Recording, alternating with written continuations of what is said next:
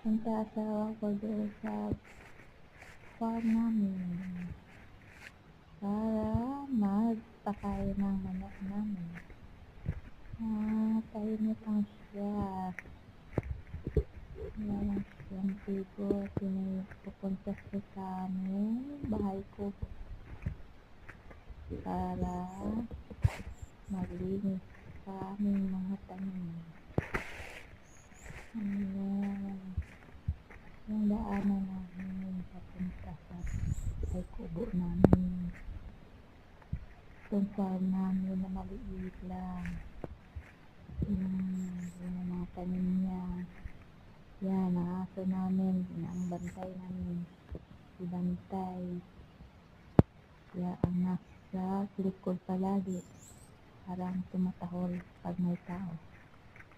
Yan, Bobby, Sabi.